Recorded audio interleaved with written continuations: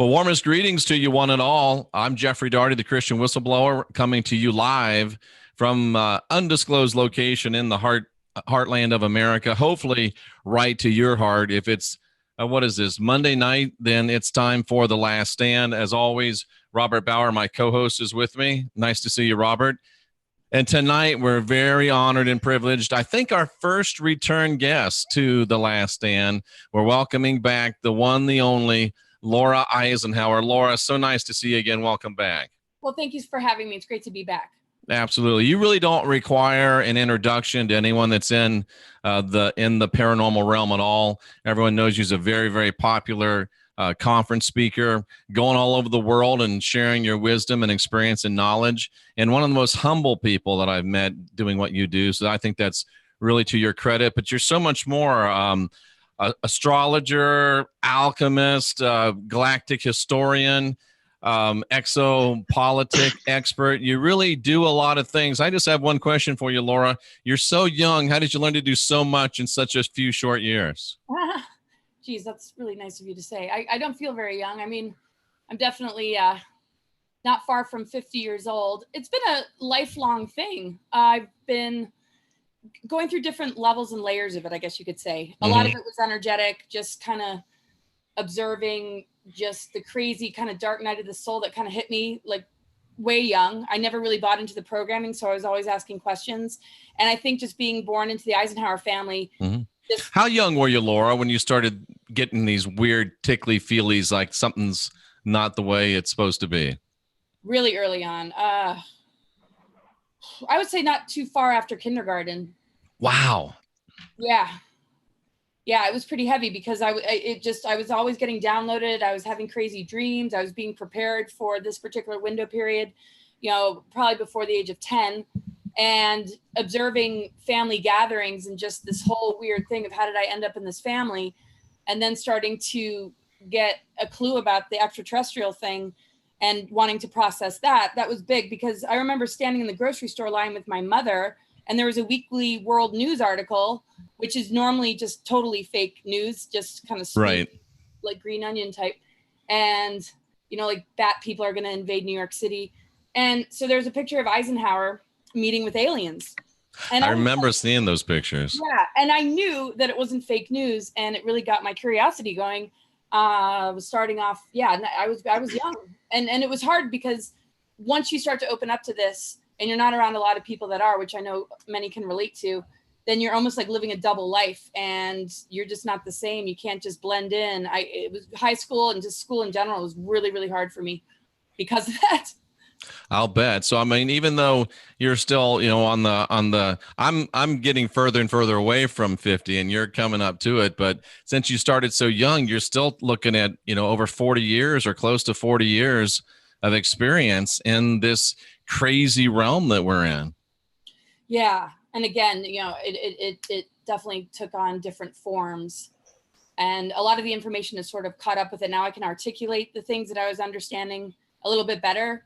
But I was always writing and I was doing my best with it. And I would find myself traveling off to, Mexico City, going to the museums there, studying the calendars, starting to really get into the astrological as well.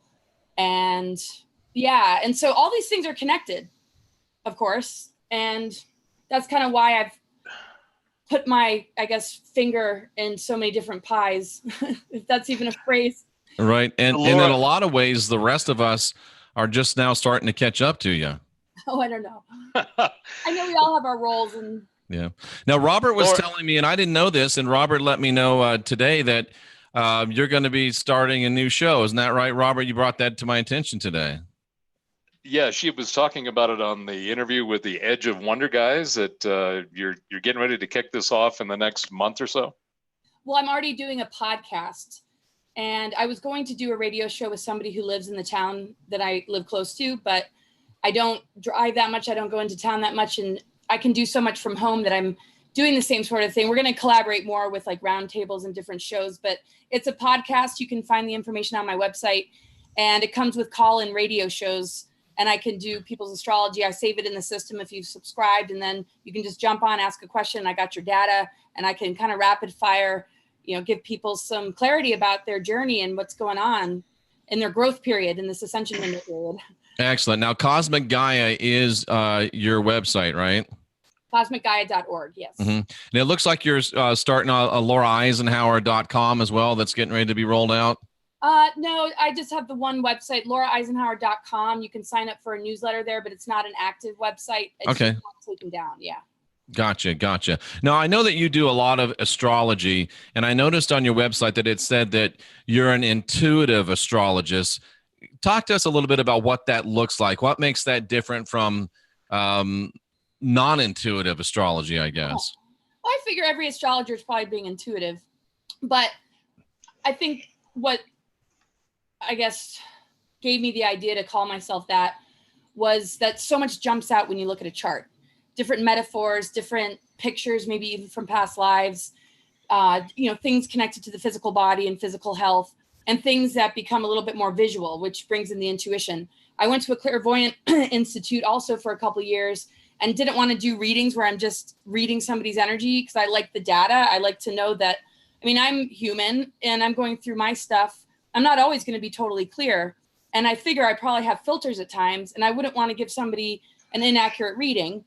So even though I excelled in that place that I went to and I got really great feedback, I just decided to just stick to astrology. But that part of me that practiced clairvoyance or grounded myself to the point where I could, really open up my third eye consciously, that definitely lights up when I do a reading. And everybody, of course, has these abilities, but it takes a lot of meditation time and a lot of really setting up a really good space for yourself. And in this field and in just the kind of lifestyle I live, it's very, very hard to be, totally on without having something like astrology to refer to. I bet.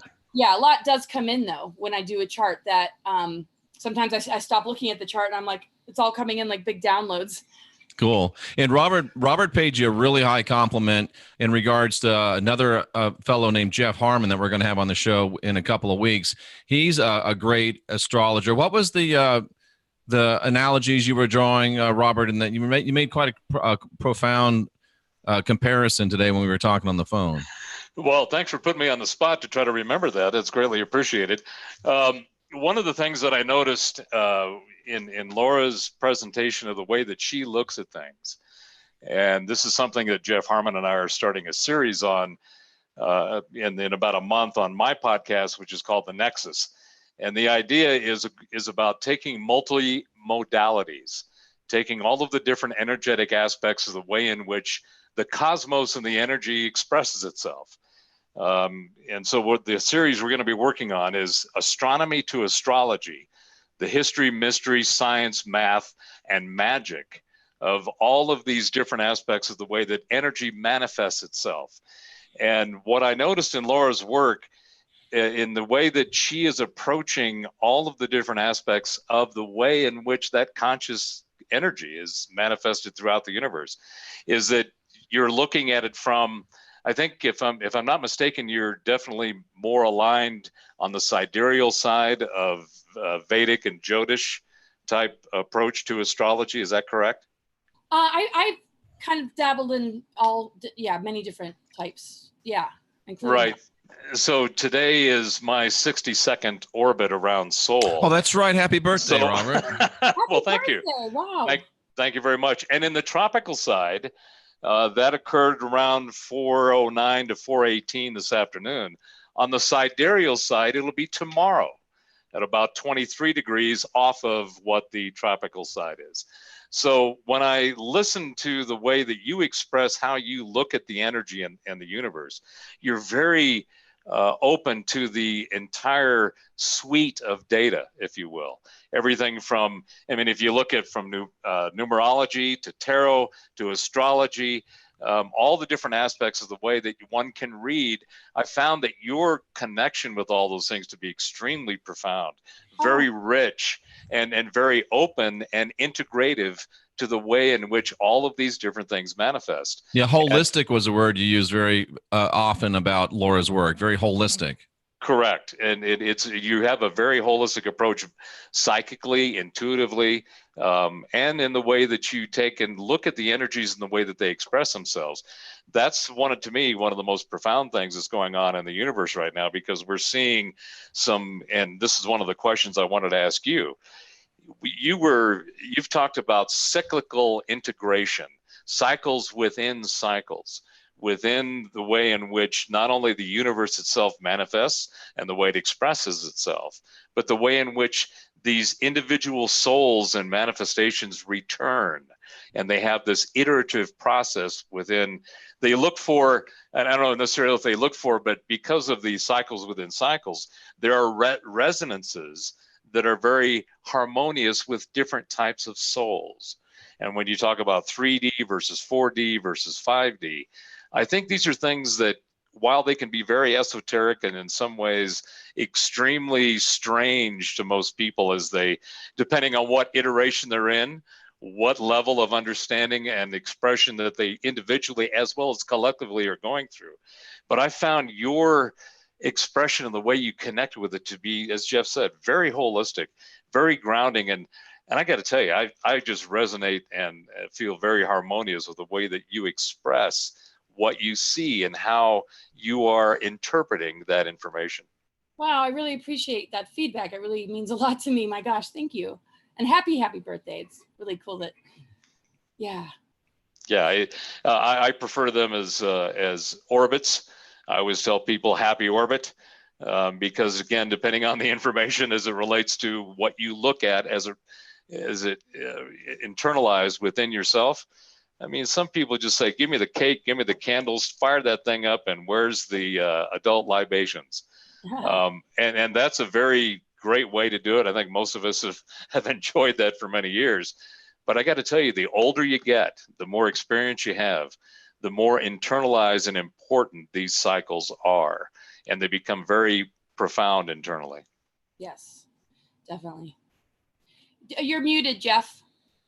I want to make sure I don't have any background noise. But Robert used the term, cycles, and talked about cycles and returning and resonance and frequency. Laura, do you agree with the idea that people travel in soul groups or soul packs, and we keep coming back together kind of around the same people? Sometimes we're mom, sometimes we're dad, sometimes we're sister, sometimes we're brother. How do you react, or what are your thoughts on that type of scenario?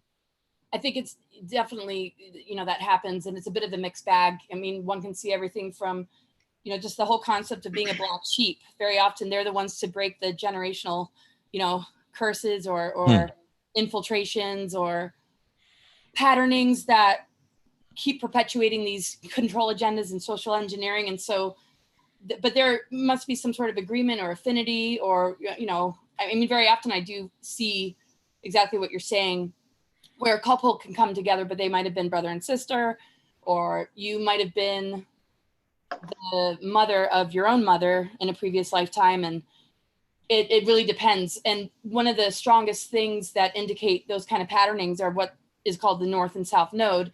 And in this eclipse window, we're dealing with the North and South Node because the lunar energy is connected to the nodes. And so here we are in this partial lunar eclipse, which is actually conjunct the South Node in Capricorn, which represents generational patternings connected to Saturn and Capricorn, things related to control agendas, things that we've inherited, things that block us. And so it's giving everybody a chance to do like this.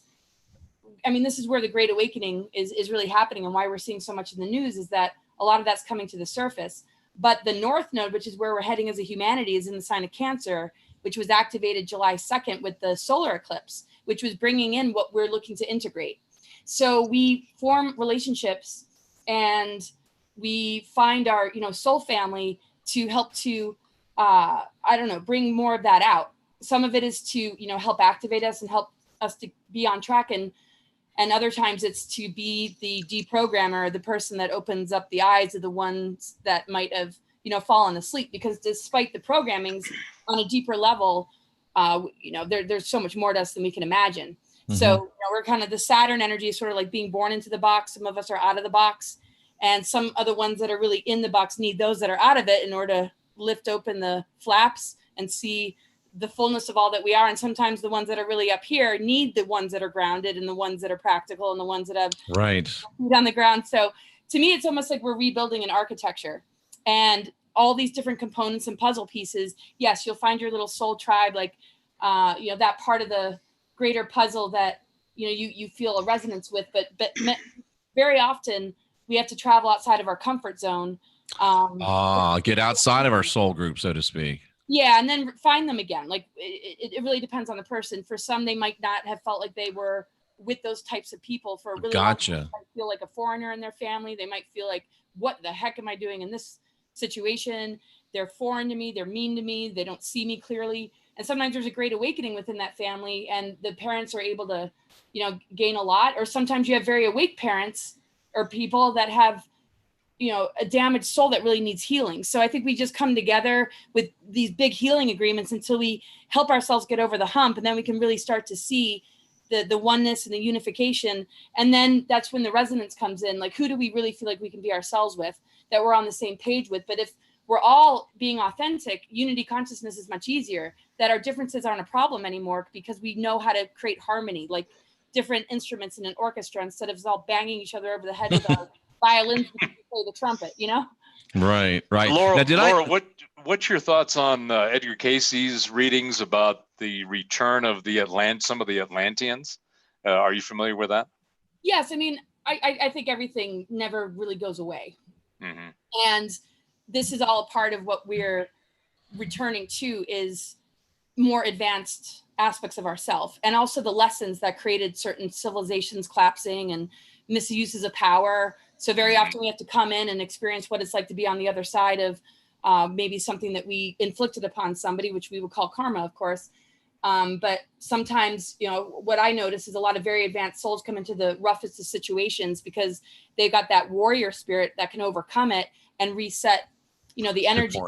And many of them have, those memories. I mean, when we talk about indigo crystal kids or oracle consciousness and these advanced souls, they more have identifications with these higher advanced civilizations. And they also carry the wounds of even the guilt of what they might have done wrong to lead us to where we are today.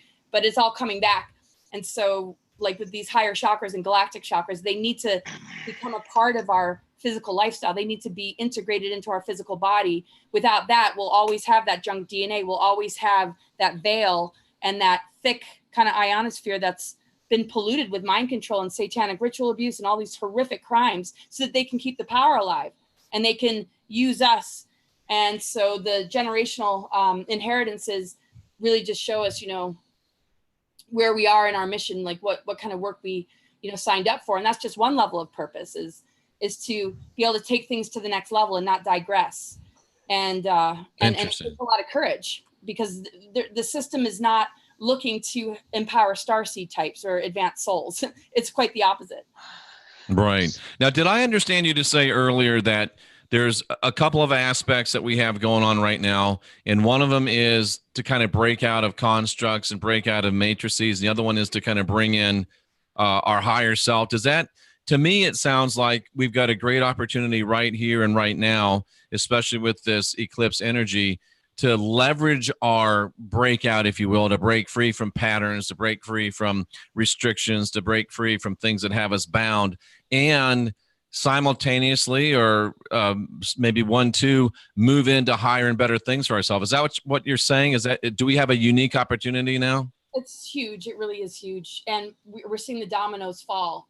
Just Nexium and then Epstein being busted for child trafficking is major, because it's connected to so much. I mean, the tentacles. Oh, because it breaks that whole power structure. Yeah. And so people start to realize, whoa, have I been feeding into this greater facade? Even if it's not those particular characters, it still influences Hollywood, politics, and all these different things that, the ones that are really standing for truth are going to rise above that and everybody's got their opinion about that. No need to get into that. But because it's a Capricorn Cancer polarity or duality, integration of polarity is where it's at. So we're actually resetting our relationship with mother, father.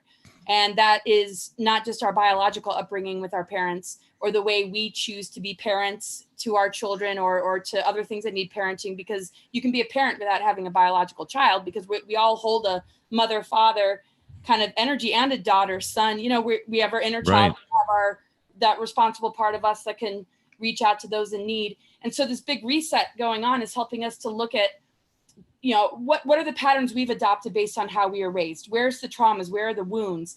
And because it's a micro macro thing, we're seeing this on the world stage where the patriarchy is falling. Wow. And that imbalance between masculine and feminine, it's crumbling. But some people take advantage of it, right? Like we see Me Too movement's a very important thing, but some people leverage it in order to keep the duality alive of, oh, those darn men. It's like, okay, well, check yourselves, ladies, because there's a lot of BS going on there too. So right, and it's very easy for men on the other end to say, these women. Right. So there's almost movement inside a move, you know, something that's happening on an evolutionary level, on a consciousness shift level, and then these like smaller versions of it that are manipulating a bit, kind of playing on our greatest needs and wants, but also getting caught in maybe the wound, the trap, or the programming that is trying to cause us to sort of stumble and not be on track. But the universal energies and the organic earth energies and the ascension timeline, the organic ascension timeline, is way, way more powerful. And so people on a deeper level are going to go through the purging that they need to, because the body is, and we've seen this throughout history, get sick when it's not being authentic. Because if we don't have truth in our body, if we are not anchoring our truth and we're not being authentic, we get sick. But we tend to externalize it and we just think that this is what being human is. But really, we haven't been true to ourselves in a long time. We have dysfunctional societal parenting. For thousands of years, the imbalance of the masculine and feminine has created a theft in our hearts that we have learned to just be unconscious to. And so we've become very entrenched in the addiction matrix. And now, because all that's changing alchemically, because where we are in this alignment with the galactic plane in this window period, we have no choice but to begin to purge that out and seek that healing. And where it's really happening right now is, what is our internal balance with the mother, father? And going into that place of, well, it's also the divine masculine or feminine, whatever you want to call it. It's eliminating the inner template that is naturally imbalanced, which corresponds to the earth grids and our 12-strand DNA, if we could switch it all on. But junk DNA is a product of this imbalance that doesn't allow us to access the rest of ourselves, because in imbalance, we can't bring in our higher self. We only bring in entity attachments. And so the astral plane, in imbalance, we can't bring in our higher self. We just bring in attachments. Entity attachments, and we get locked in the astral plane when we sleep at night. And even our heart chakra can get invaded with astral parasites, because we're deep down really wounded and troubled as a humanity and lost. And that's all changing. And so it helps us to access that balance, helps us to access, you know, our healing power, our higher self, helps us to change, you know, the planetary energies. And one of the big traps is the astral realms and the whole Saturn moon thing that we've talked about before. And because we're going into Capricorn partial lunar eclipse, which is conjunct Pluto. Pluto's all about death, rebirth, alchemy, and transformation. So a lot of people are experiencing a heavy dark night of the soul. Other people are feeling a lot more light, like, ooh, finally. And some are just like feeling like they're being dragged through hell and back. Because are some weird people like me feeling both? Is that okay? Yeah, I'm definitely like, I take my turns with all different sorts of things, because, you know, it's like we're getting doused with things that are detoxing our emotional, physical, spiritual, and mental bodies. But for everybody, it's different. And that's what the astro chart can show, is where is this hitting you the most? What's kind of lighting up? And it's helping us to, heal our relationship with the greater sort of universal parents, not the dysfunctional, patriarchal, false king of tyranny and exiled goddess energy that's stuck in the underworld. I mean, that is what the mythology has shown that we're struggling with. And that's what we are carrying. And then we're being taken advantage of because we're so wounded that it's easy to give our power away, because we want validation. We want to feel a sense of self-worth, but it's all false bait that hooks people in. And then we don't grow. We're in that programming of age and death, and we're lifting the veils and everything's changing. So yeah, Laura, it's one of the most powerful times right now. Laura, what's your thoughts on the multi-dimensional aspects of other entities? And in particular, as it relates to all of the different types of species that, in my opinion, are certainly out there, have been involved in our history for a long time, most likely some way involved with the construct of who we are today, from the DNA to the energetic, etc. But how do these multidimensional entities, as well as the current dimensional entities play into what you just described as it relates to our evolution, to finding the balance between the divine, the masculine, the feminine, the individual, as well as collective evolution that seems to be going on? Right. So it's really about energy circulation. We get caught up in the gender thing, and that can be confusing for people, and why sometimes it's hard to find balance because we're always picking sides, or, there's power struggles. So we're in a free will universe. And so in a free will universe, the whole concept of power is played with. Can I have power over you if I do this? What happens if I try that? And just sort of this experiment, because there's a certain level of immaturity to a soul going on a journey that has that free will to play with. And if certain things kind of trigger one to want to abuse power and, give it the ability to actually get away with it, especially if it's starting from, a very high position, like the angelics, the fallen angelics that started off on a very high level, then all the humans that are seated can be very influenced and controlled by them. So if we once had 12-strand DNA and beyond in the Lyran system, we were able to hold our avatar consciousness. Well, it got invaded and there were wars there, and stepped down into the Orion Wars. And so this Draco reptilian race, how the heck did they get in here? Well, my theory is that when we began to separate, and imbalance, started to come in because of playing with power, it opened up almost a portal for a warring and aggressive race to come in and almost be the catalyst that we would need to eventually face to figure it out and come back. So I look at it as like a big game of lost and found. Like, here are the ramifications when we begin to lose connection with true divine source, 0-point unified field, whatever you want to call it. What are the ramifications? And it's not all on us. We've been very manipulated, very abused, and very messed with. And some, we all carry a bit of maybe that playing that dark role too, that we have to own up to. And that's part of doing the shadow work. Where have we hooked in? Where did we make agreements to be that person? So it's really a war between our higher and lower self. And the only way to win the war is to win it within and not let those things play on us and cause us division. So history, we're talking millions and millions of years, exploded planets, misuse of power, manipulation of incarnate consciousness, hybridization. So junk DNA ended up being the result. So we keep coming back to learn and grow. And the ultimate way to sort of crack the code is to understand that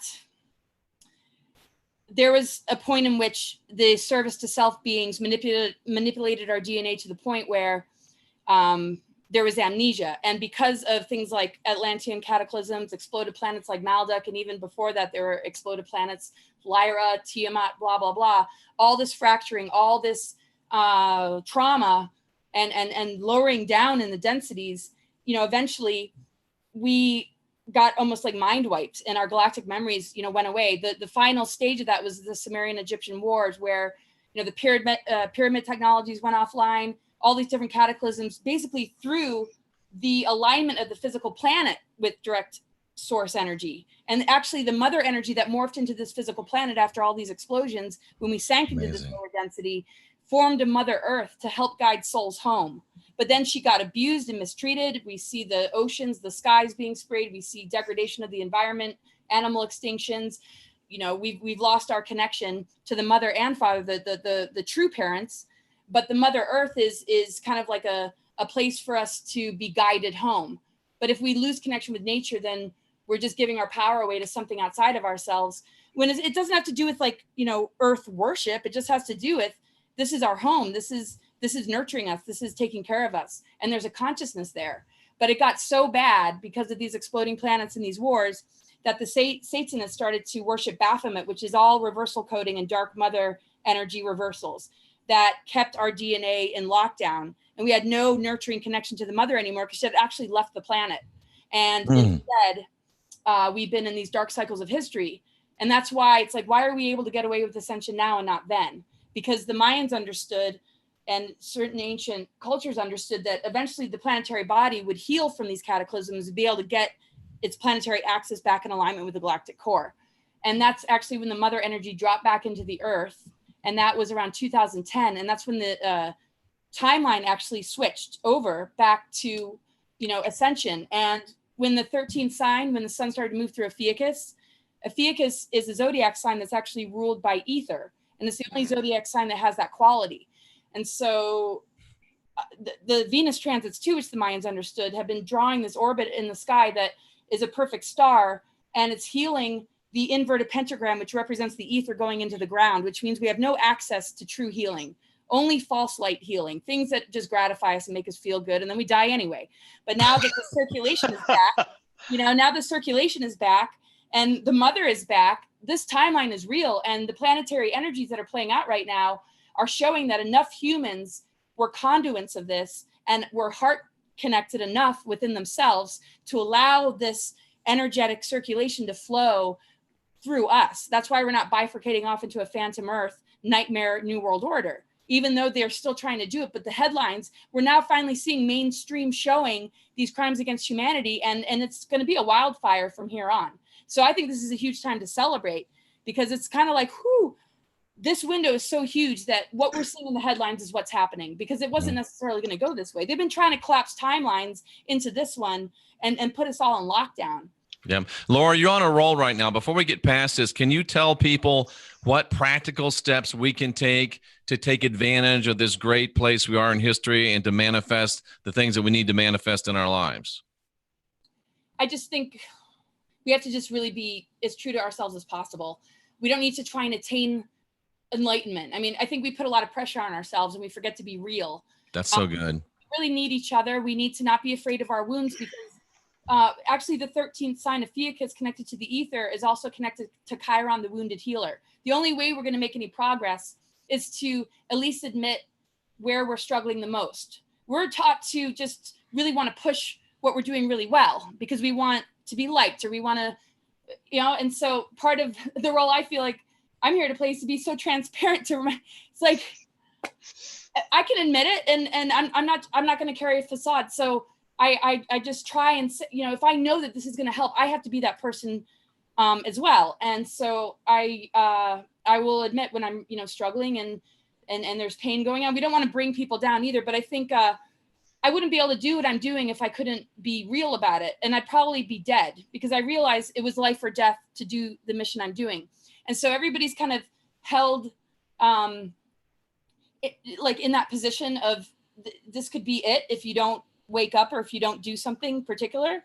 And people manifest crises in their life for a reason, but they've been taught to judge it like, oh, that's misfortune, or oh, I failed. And so we got to get out of the dualistic thinking and just see the blessing in the adversities and not feel like such a victim to it, because the healing power of nature and what we're encoded with is correction, equilibrium. When we cut ourselves, our body immediately wants to heal. So even if our life is injured through something like a job loss or divorce or illness or injury, there's going to be something that's always coming in synchronistically to lift us up and help us to wake up.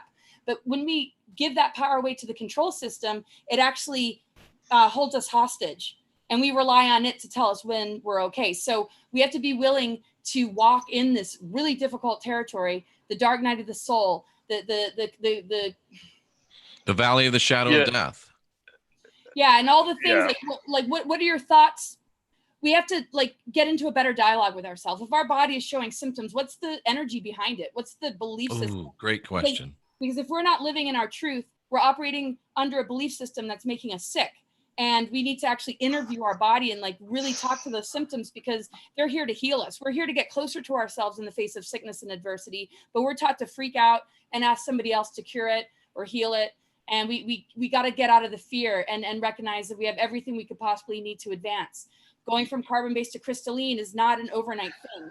It's a crazy alchemical process we're all going through. And if we're not nice to each other and we allow these agendas to play through us in the way that we treat one another, that's where we lose the war. It has nothing to do with anything else other than what are our choices every day and how we relate to one another and ourselves. That's what I think. Laura, to your point that you're making, that it is incredibly analogous to my personal journey. I had a Christian ministry back in the early 80s. I was not an ordained pastor, but I fell into an experience spiritually that got me connected into the Pentecostal church. The next thing I knew, I was speaking in tongues, laying hands on the sick, casting out devils, and taking music, which if I wasn't a human being, I'd be a musical note looking for a tune to play on. Sound is and vibration is such a profound experience within my own essence. But what I found is I got into the church, particularly in the Christian religion, the Judeo-Christian side of it, and I dove into prophecy. I went in so deep to try to find what was actually going on that would resonate with the experience that I was having. And what I realized is that the more I learned, the less I found out that those that were teaching me what I was supposed to be learning actually knew. So that began my spiritual frequency, energetic quest to find something that resonates with my experience. And that led me to about 25 years ago becoming a Taoist. And as I got into Taoism, into the I Ching, and to learn about the 5 elements, traditional Chinese medicine, for example, and I know that you've talked about this as well, but those 5 elements, the earth, air, water, wind, and ether, those things are the essence of what we experience from a materialistic or a materium perspective, as consciousness manifests the energy into what we experience in the reality of the 3-dimensional 5-sense world that we experience. And what I found is that when I connected with those 5 elements of the way the materium manifests itself, I was able to shed the hierarchical crap of the way in which things have been defined, so that you could then, in society, be able to communicate with all of the other hierarchies and all the different delineations of the way in which society and cultural norms, it doesn't matter what culture, what civilization, you look throughout history, there is this hierarchical matrix. And that matrix is what gives substance to people to try to figure out how to fit in. And do you fit in now, or do you not fit in? Am I okay with this, being in this relationship, or being with this tribe, or being with this group, being in this time? So once I was able to find that resonance within, again, Taoism in particular, it felt like I was able to dump all of this crap that had been piled on top of me by society, by cultures, by history, by the academics, by science, which has now become a theology in and of itself. And I was able to start resonating with the consciousness of the universe, with the energy and the way in which it manifests itself. And that's one of the things that I feel very harmonious with the way that you express what you've learned and the way that you're experiencing the consciousness within and without, is that it's a holistic approach. It's everything that's involved. And if you don't look at everything objectively, it's what one of the people I work with, Rocky Stucci, we've started a series called Informatica. And the idea is to take all of the bits of information and break them down to their core components.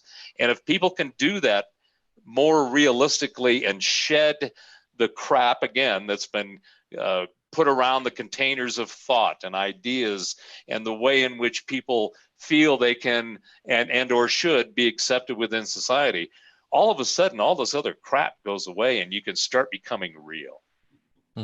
Laura, is this what all a part of what you call global alchemy? Yeah, because we're turning the lead of this human experience into gold. I mean, I think we can all agree that some mornings we wake up and everything feels really heavy, really dense. And I mean, the lightness of being, I think everybody longs for, but how much can we give ourselves permission? What I love about Tarot is the 0 card, or just, what the numbers represent. The 0 card, though, is the Fool. And if we think of 0 point or just neutral. Laura, I was just thinking about asking you about the Fool card. It's amazing. The great synchronicity. Please keep going. Oh, yeah. It's the divine innocence. It's, a child doesn't think about all this stuff, but there's a purity there. There's an innocence. There's also inspiration and curiosity, the desire to want to paint, the desire to want to ride a bike, the desire to want to laugh. Make music. Yeah. And make music. Exactly. So when we look at that 0 energy, it's nothing. It's we don't have to attach to a particular archetype. I mean, that's profound. Yeah, I mean, we have all those archetypes within us, but when we're really in a place of being able to heal and really kind of move forward, we can bring it back to 0. I mean, every once in a while, we might have to pull out the high priestess archetype within ourselves, or the grounded, responsible adult type, or the magician, and how we're careful with our words. But if you put all of them together, like if you mix all the colors of the crayon box together, you kind of get this place of just simplicity. And it's not that complicated anymore. And it's able to fall down and get back up again without the judgments. It doesn't matter what it loses, because it just has this spontaneity of knowing, well, tomorrow's a new day and it's a new adventure.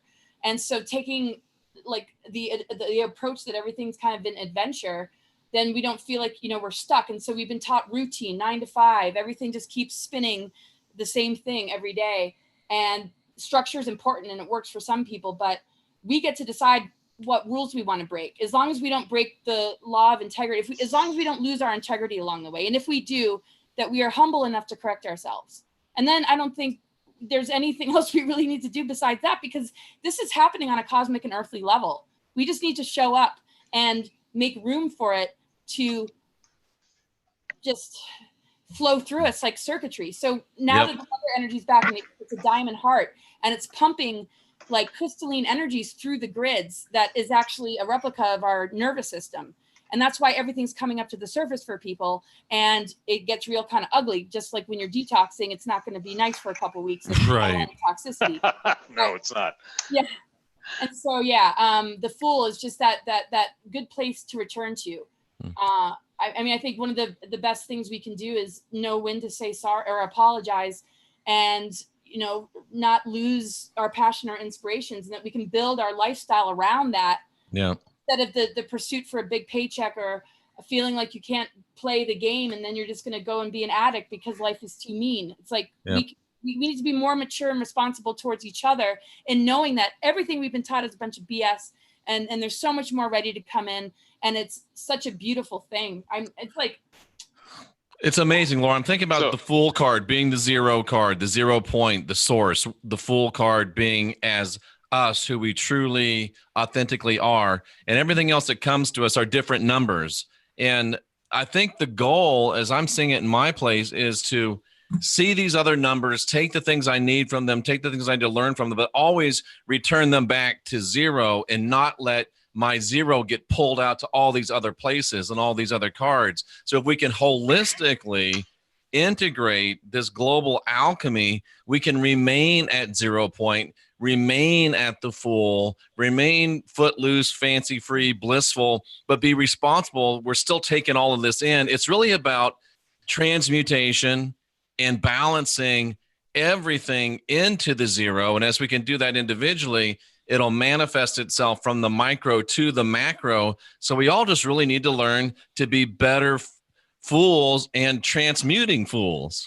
Yeah. Well, and wouldn't you say that, Laura, that the most, and this is what I found in Taoism, if I set my intention on my integrity, then everything else flows from there.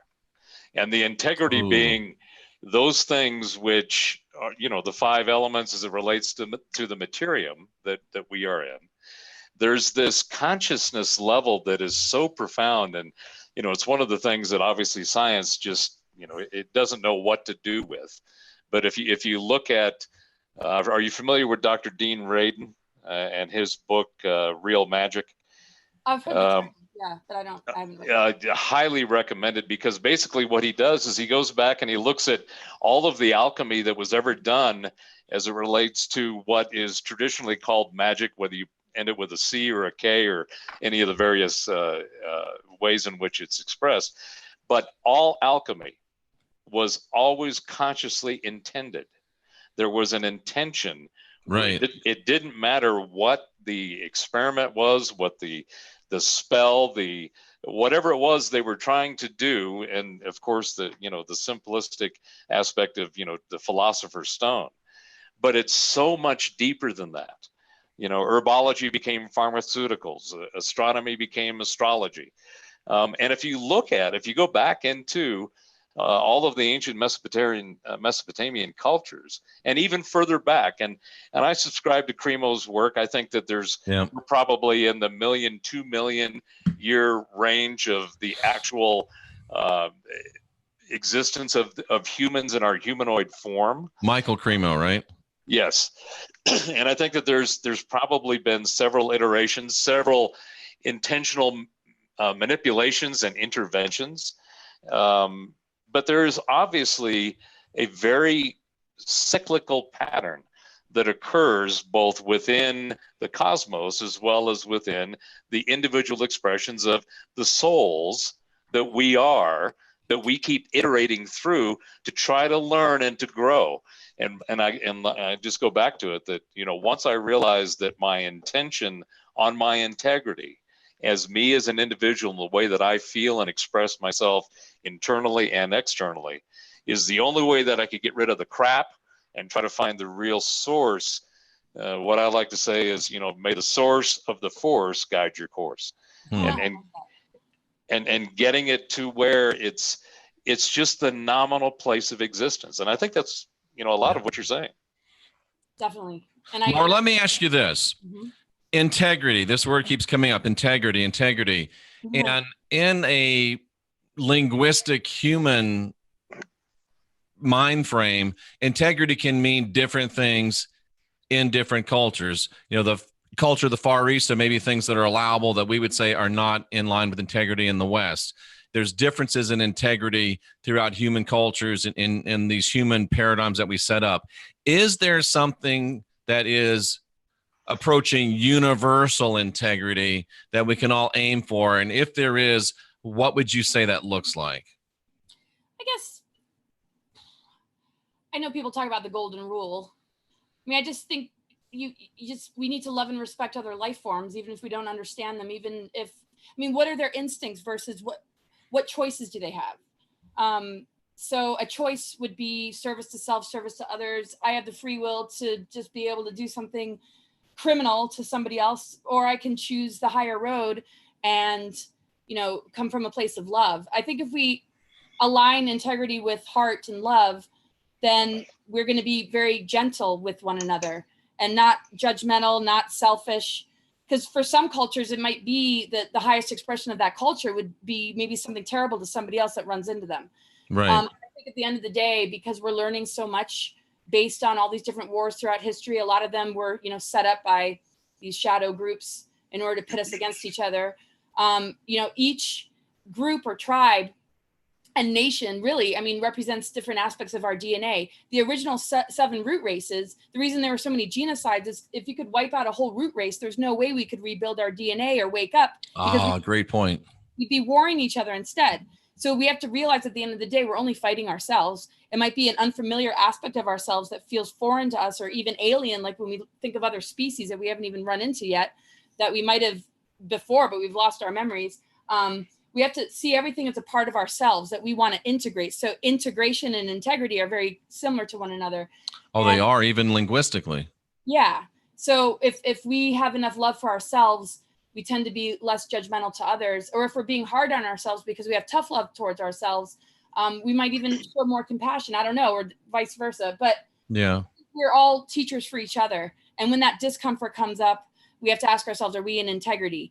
And come from maybe a universal place where we all know, no matter who we are, what species we are, we obviously would care about our children. I mean, the Illuminati type stuff is a whole nother thing because they their children and this and that. But when we step out of that kind of thing, because that's a whole nother kind of dilemma, I think we have to heal amongst each other to heal the shadow of what the Illuminati is, which is the shadow of humanity, which is the darkest and most evil. And it's something that we're so unconscious to that we don't know how to get rid of it because we're walking around half asleep. But if we're awakened, they wouldn't exist because they rely on our power. We feed it through media, through Hollywood, you know, through all these different ways. So the Illuminati really relies on the lack of illumination, doesn't it?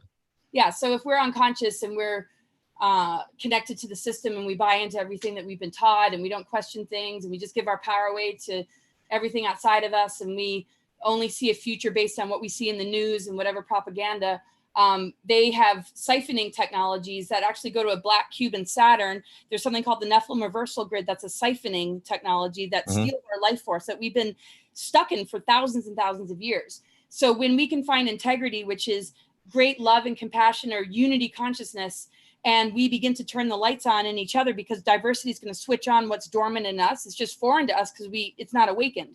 But when we can come together and switch those dormant parts of ourselves on, because the color, the shape, or the whatever, the outside doesn't matter. that's just a programming to distract us in superficialities. But when we really mature as a human race, and we drop this kind of thing, and we stop being so damn sensitive to the point where every single thing you say is racist. It's like, oh my gosh. Then the Illuminati collapses because we're now building the immune system of humanity. We're uniting. We're switching on something huge that allows spirit to come in, and that other stuff, that dark stuff, has no place anymore when we can do that. And to me, that's integrity. It's a greater agreement that we should all have as a human species, and also with other extraterrestrial, races. Right. Because if we don't, they're going to want to control us. Something's always going to want to prey on us. And each individual has to take a stand in their own life to be sovereign, to have integrity, to think in terms of unity consciousness.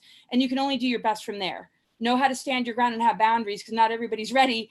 But the Illuminati really is just a vampire, a big old vampire. Laura, what would you say is the easiest, most efficacious way for individuals to try to find that intentional integrity of oneness, of being, finding one's place, so that you can not only identify all of the things that are, trying to mitigate your expansion and your growth and your awareness and evolution, but you can just find yourself? Because I think one of the things that I've noticed is that when you talk to people who are on the enlightenment path, who are finding the resonance within the cosmic energy, is they look so confused. And they are confused because there are so many different messages. There's so many different ways in which this transcendental consciousness, if you will, are being expressed and shared and written about. And this is a way, this is another way, this is something else that you can do to try to find the oneness within, so that you can become the oneness without and connect with the rest of this evolutionary cosmic expansion that's going on. Is there something that you use or that you can share with people that can help them just find the first step?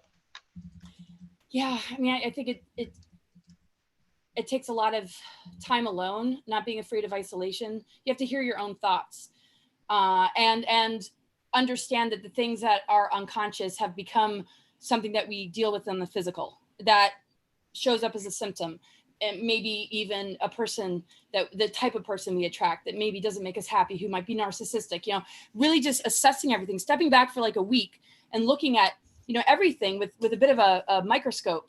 And for me, I spent years in the wilderness. My background's in wilderness expedition leadership. So being out in nature is so powerful, because you get a direct reflection of yourself and things you need to learn. So you can't really get away with a whole lot when you're in the wilderness if you're not in a grounded sort of place of total respect for everything around you, and being really tuned in so that you don't die and you don't get so that helps. And I'm not saying everybody, to get in touch needs to go on a camping trip for a couple months, but it sure as hell helps. It does help. So, and it does definitely gives you a more realistic idea of your place on the global totem pole as far as a being, because there's a lot of things out there that don't care who you are, that will eat you. And it's not real easy to stay alive out there unless you really do learn how to integrate with the planet. You have to integrate the creatures. You have to get in touch with their medicine. Like, there were so many times there were rattlesnakes all around. And it was, after a while, it was no big deal. It's like, oh, another rattlesnake, or scorpions in your shoe.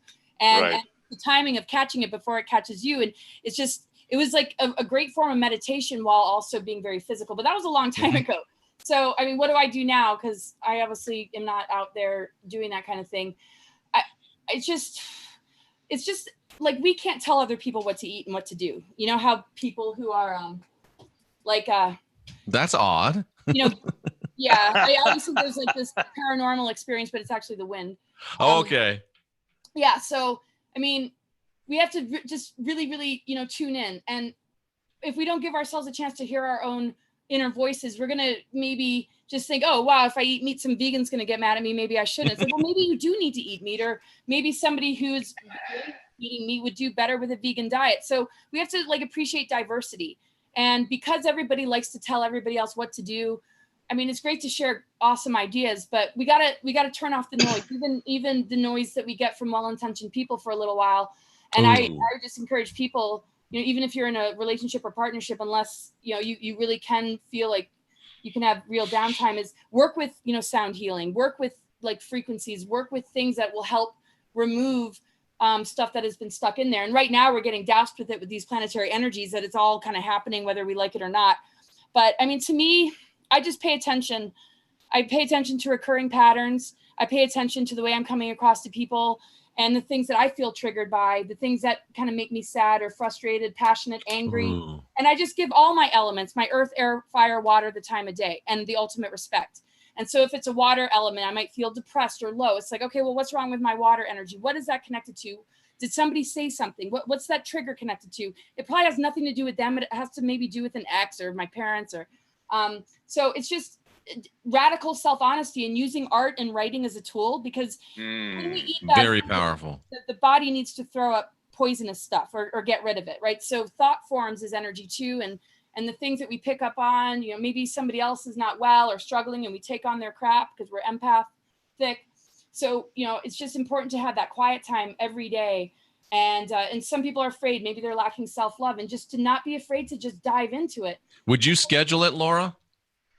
I do.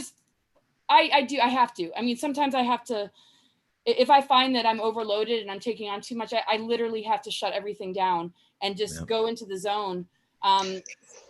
Especially if I notice a lot of stuff is coming up for me. Writing has always been a great tool. Mm-hmm.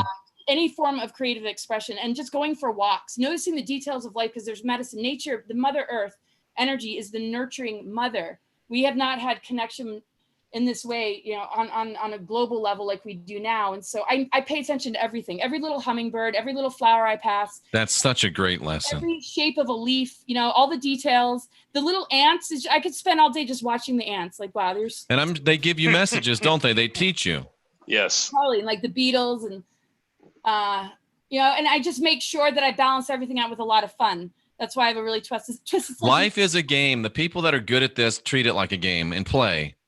Yeah, and I wish I kind of sounded right. I wish I sounded like I had a better kind of formula, but it's just everything is speaking to us constantly. There's hidden messages and synchronicities that always want to take us to a greater place. And looking at those fears that keep us from experiencing that, I would say, is the ultimate work. And so it's nice to be able to get help, you know, have people you can work with, find strong communities that, I mean, there's a lot of trauma people are moving through, and everybody's got a different wound. Some are afraid of communities because they survived a cult, right? So, right. You know. Well, Laura, we have less than 5 minutes. So before we get too far down the road, please tell people where they can get in touch with your information, because I know a lot of people would like to get readings from you. A lot of people would like to hear more about you and know and keep track with what you're doing. Well, my website's cosmicgaia.org. You can subscribe. I do call-in shows. I'll probably do 2 a week. And I'm pretty booked up, but you can send me a personal message and I can get an initial reading in just to get your info in the system. And yeah, I'll be just doing some trips. Check out my website. It pretty much keeps everything up to date with, you know, my events and stuff. And I just really appreciate you guys having me on the show. It's been so wonderful to talk to both of you. And you know, Laura, I've heard a lot from you, but I don't know if I've ever heard as much concentrated good stuff from you in one setting as tonight. I thought you were brilliant when you were first on with Jay and I. I thought you were even more brilliant when you were on with Magenta and I. And tonight you've outdone you've raised the bar even more. It's just amazing to listen to you. Robert, some final thoughts for Laura and from your heart. Oh, I got to tell you, it has been an absolute joy and privilege to share the consciousness, the experience, and the ideas and thoughts. I mean, seriously, it's just been extremely profound. And I got to say that, you know, Laura, I think one of the things, the underlying subtle messages that you are communicating is, first of all, feelings are something that is generated from within. No one can affect your feelings but you. So when you hear all of these people being sensitive, as you were talking earlier, what's happening is they're copping out and saying someone else is causing me to feel a certain way. And it's like, no. You're causing that feeling within yourself. So once you get to that point and you realize that the feelings are something that you, for whatever reason, whatever cacophony of crap that you've adopted over the years has been heaped upon you, if the only way to get rid of that stuff is to first examine how you feel about it and realize that those feelings come from within. And the second thing is that once you go through that process, you can then look at yourself objectively. And when you start to say and realize, I've got this skill, I've got this quality, I've got this flaw, I've got this issue, and you acknowledge those things, especially the flaws and the issues, nobody can use them against you. You then Very well said. Be authentic. You become authentic. You then have an intention of integrity to yourself because you've been able to clear away this crap that's been heaped on you. And now you can start at that core, at that grounding, and being able to then understand what's going on, look at all the different data points, all the different metrics, all the different ways in which you can see all of the things that influence you. And that takes me back to the point that Jeff made at the beginning. I see you as a very holistic, integrative, cosmic energy. And I think that is just awesome. Laura, you really are one of the great and profound teachers and instructors of this generation, and that I think you're succeeding with the authenticity and the genuineness. And the more you get to that, the more you give us, and we're in such need of it individually and collectively. Thank you so much for the gifts that you're giving to humanity. And we just wish every good thing upon you so you can continue to grow and increase your work. Thank you guys so much. You have no idea. I'm actually being moved emotionally. It's very powerful. I know. I'm just going to soak this in and just really just hold it in the core of my heart. Because after interviews, I'm like, man, I could have said it like this and I could have done this. But no, I'm just going to No, you were dead solid perfect tonight. Thank you so much, you guys. Okay. Let me just sit right there so I can say goodbye to you. Everybody in the chat room, amazing. Nothing more can be said about this. Robert, brilliant. Laura, brilliant. Thank you so much. And I think I stayed out of your way and we got some real profundities across tonight. We appreciate all of you very much. We are the last generation of real humans. Let's get busy.